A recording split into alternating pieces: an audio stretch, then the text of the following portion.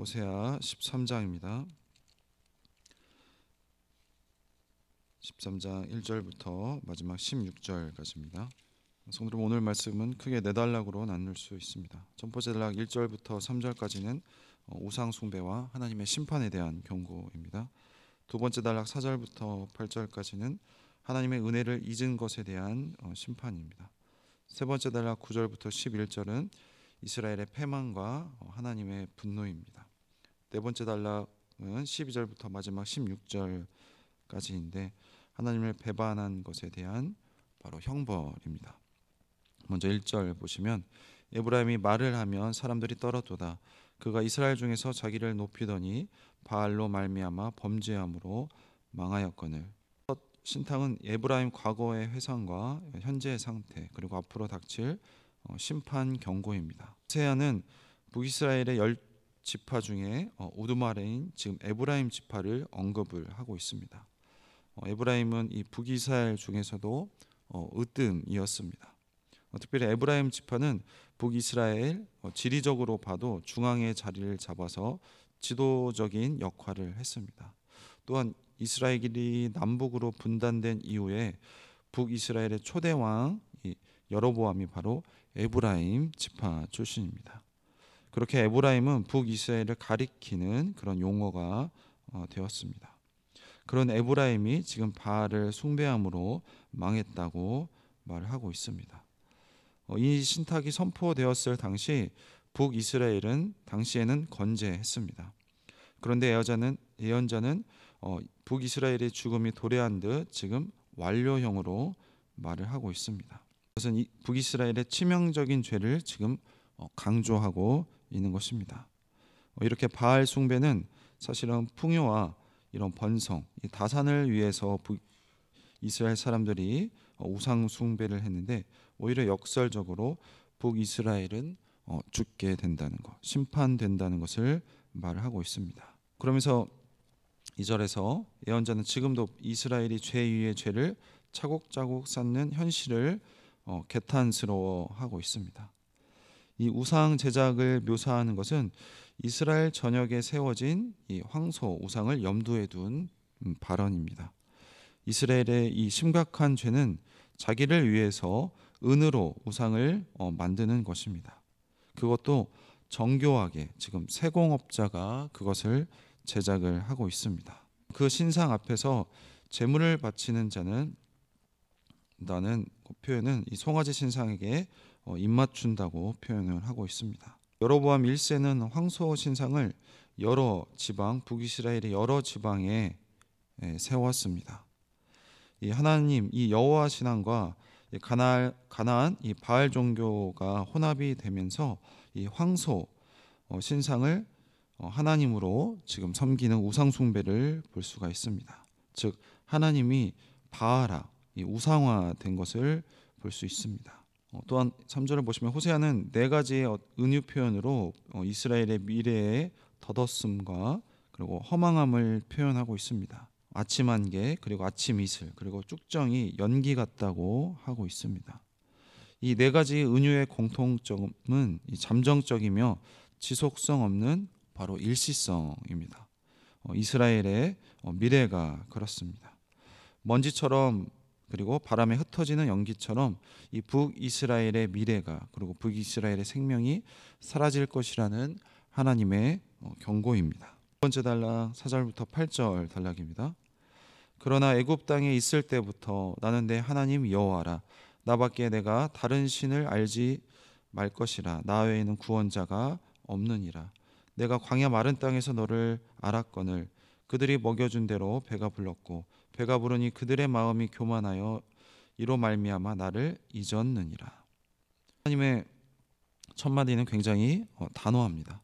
나는 너의 하나님이라고 하고 있습니다. 그리고 나 외에 다른 신들을 알아서는 안 된다고 말씀하고 계십니다.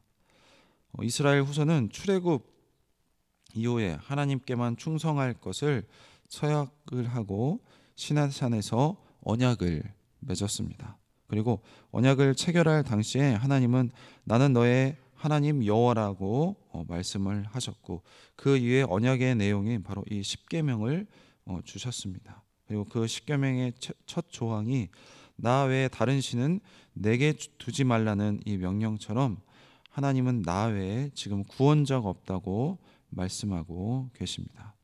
그러나 그들은 하나님이 아니라 사람의 손으로 제작된 이 우상들에게 도움을 요청한 어리석은 무리라는 것입니다. 하나님은 이스라엘의 출생부터 그리고 성장기에 이르기까지 그들의 유일한 보호자였음을 다시 한번 강조를 하고 있습니다. 그러나 하나님의 돌봄에 만족했던 이스라엘의 마음이 이제는 높아졌고 하나님은 그들을 향해서 지금 나를 잊었다고 질책을 하고 계십니다. 하나님이 내가 너를 알았다고 하는 것은 하나님이 이스라엘의 주인이 되신다는 말입니다.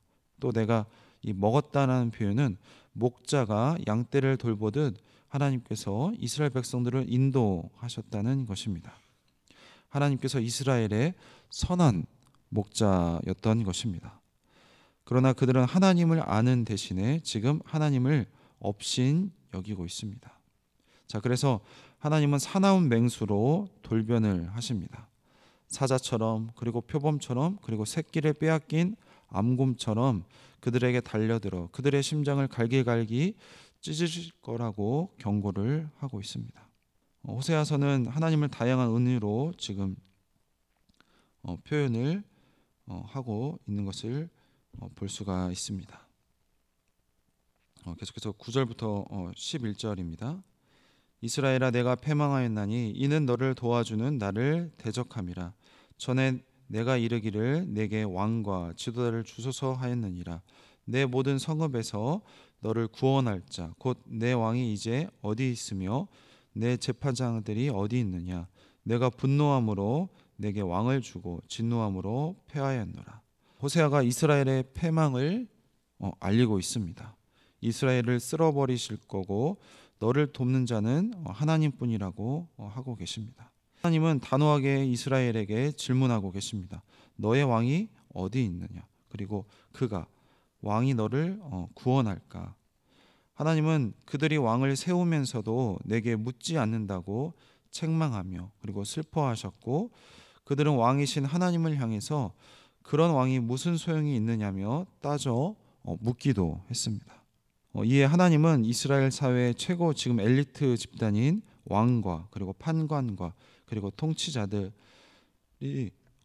너희를 구원할지 지금 두고 보란 듯이 말씀을 하고 있습니다. 하나님은 이스라엘의 왕정이 시작되는 시점을 지금 복기를 하면서 질문을 하고 계십니다. 내가 나에게 왕과 통치자를 달라고 말하지 않았느냐라고 묻고 계십니다.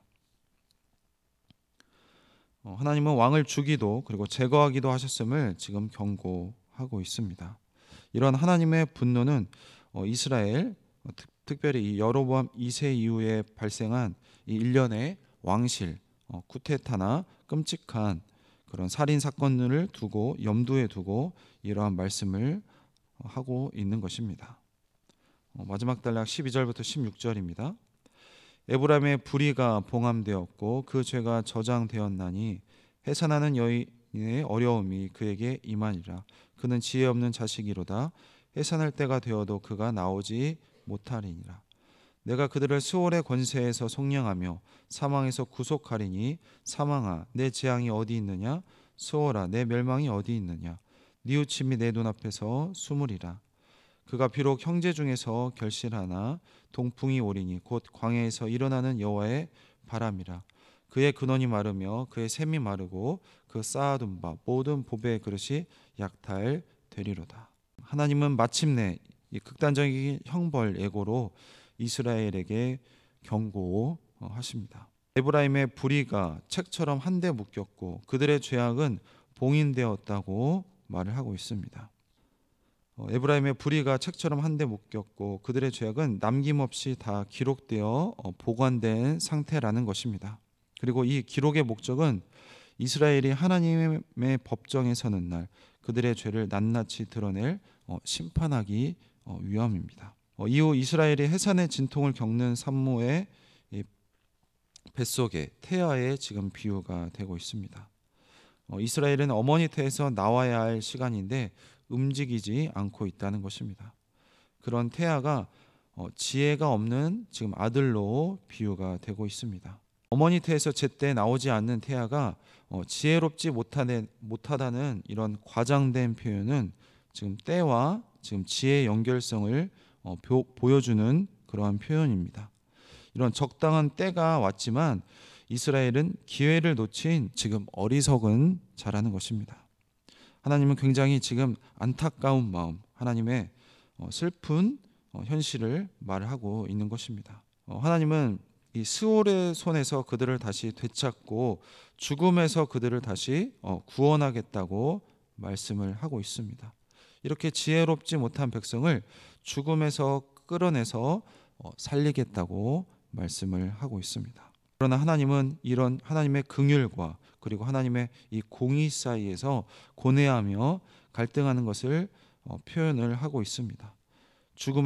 죽음아 너의 가시가 어디 있느냐, 스올 너의 찌름이 어디 있느냐, 긍휼이 내 눈 밖에 숨었구나라고 안타깝지만 하나님의 긍휼의 때가 지나갔다고 표현을 하고 있습니다.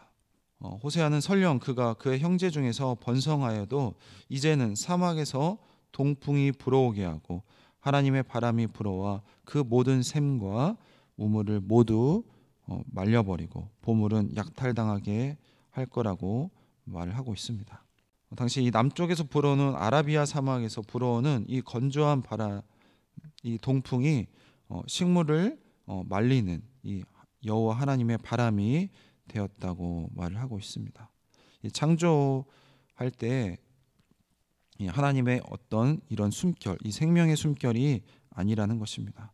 이 하나님의 숨은, 하나님의 바람은 즉 이 에브라임의 모든 샘과 우물을 말리는 그런 바람이 된다고 말을 하고 있습니다. 또한 그들이 그동안 풍요와 어떤 다산과 그것을 이루기 위해서 축적한 모든 보물은 이제 약탈 당할 거라고 말을 하고 있습니다. 동풍 같은 이 아수르의 침략으로 말미암아 사마리아는 이제 짓밟히게 될 것이고 그들이 귀하게 여겼던 아이들은 참혹하게 죽고 임신한 여자들의 배를 가르는 이 비극적인 사건이 그들에게 일어난다는 것입니다. 왜냐하면 북이스라엘의 상징인 이 사마리아가 하나님을 배반하여서 형벌을 받아야 하기 때문입니다. 즉 이런 사마리아의 이 비참한 최후, 이러한 비극은 그들의 군사력 그리고 그들의 경제력, 그들의 외교력의 위기가 아니라 하나님의 언약의 파트너였던 그리고 하나님의 신부였던 이스라엘이 하나님을 배반했기 때문이라고 말씀을 하고 있습니다. 이렇게 하나님을 반역한 대가는 굉장히 잔인하고 비참한 말로입니다. 이는 주전 722년 북이스라엘의 멸망에 대한 하나님의 경고였습니다. 성도 여러분, 오늘 말씀 통해서 하나님께서 은혜를 이스라엘에게 베푸셨는데 그 은혜에 그리고 그 사랑에 배신당한 하나님의 모습을 볼 수가 있습니다. 하나님은 이 애굽 땅에 있을 때부터 그리고 출애굽의 모든 과정과 그리고 광야에서도 그리고 하나님께서 약속하신 땅 이 가나안에서도 그들에게 구원자와 그리고 그들을 보호하는 보호자가 되셨습니다. 하나님께서 이러한 풍요와 모든 것을 베푸셨지만 오히려 이 배가 부른 백성들은 오히려 교만하여져서 하나님을 잊어버리고 우상을 숭배했습니다. 하나님을 불필요하게 여기며 이제는 눈에 보이는 왕을 구하더니 도리어 이 인간 왕 때문에 고초를 겪고 있습니다. 자, 그럼에도 누가 진정한 구원자인지 깨닫지 못하는 지혜 없는 자식이라고 지금 책망을 받고 있습니다. 하나님의 은혜를 배반한 이 에브라임은 마치 굶주린 사자와 그리고 표범 그리고 새끼 잃은 곰처럼 그들이 덮쳐서 그들을 갈기갈기 찢어 놓는다고 말씀하고 있습니다. 이스라엘을 낳고 기르셨던 하나님이 이제 분노 가운데 맹수 같은 분이 되셔서 북이스라엘을 심판한다고 말씀하고 있습니다. 성도 여러분, 오늘 이런 북이스라엘 향한 하나님의 경고의 말씀, 심판의 말씀을 보면서 우리도 북이스라엘처럼 하나님에게 받은 그런 은혜와 감사할 그런 모든 것들이 있는데, 우리가 풍요 때문에, 그리고 우리가 가진 것 때문에 하나님을 불필요하게 여기고 그 하나님의 은혜에 감사하지 못하고 하는 우리의 모습을 볼 수가 있습니다. 이런 본문을 통하여서 우리도 북이스라엘처럼 하나님을 배반하고 하나님을 경홀히 여기는 것이 아니라 늘 하나님께서 베푸신 은혜에 감사하는, 그리고 그 구원하심에 감사하는 우리 모든 성도님들이 되시길 주님의 이름으로 축원드립니다. 기도하겠습니다. 하나님, 북이스라엘 백성들이 하나님께서 베푸신 은혜에 배반을 하여서 이제 심판 받게 되었습니다. 하나님, 그들이 노예로 있을 때부터 그들을 구원하고 그들에게 그걸 이제 제사장 삼아서 제사장 나라로 살게 하셨고, 하나님 이제는 약속의 땅에 들어와서 하나님께서 약속하신 대로 그 모든 것을 베푸셨는데, 하나님 북이스라엘 백성들은 배응망덕하여서 이제는 하나님을 잊어버리고 하나님이 필요 없다고 하고 바알을 섬기면서, 그리고 사회적으로도 방탕한 모습을 보여주어서 이제 그들이 심판받게 되었습니다. 하나님, 오늘날 우리도 마찬가지로 구원받은 백성으로서 이 땅 가운데 살면서 하나님의 은혜와 하나님의 구원과 하나님께서 주신 것에 대해서 감사하는 것이 아니라, 하나님, 내가 잘나서 내가 이룩한 것들을 말하면서 이 북이스라엘 백성들처럼 하나님을 잊고 살고 있지 않은지 우리의 삶을 뒤돌아보게 하시고, 북이스라엘은 하나님 이렇게 심판 받게 되었지만, 하나님 우리는 이제 구원받은 백성으로서 이 땅 가운데 빛과 소금으로서 살게 하시는 하나님의 은혜에 늘 감사하면서 하나님 빛과 소금답게, 하나님의 자녀답게, 하나님께 백성답게 살아서 하나님의 기쁨이 되는 우리 모든 서부중앙교회 성도님들이 다 될 수 있도록 우리에게 은혜 베풀어 주시옵소서.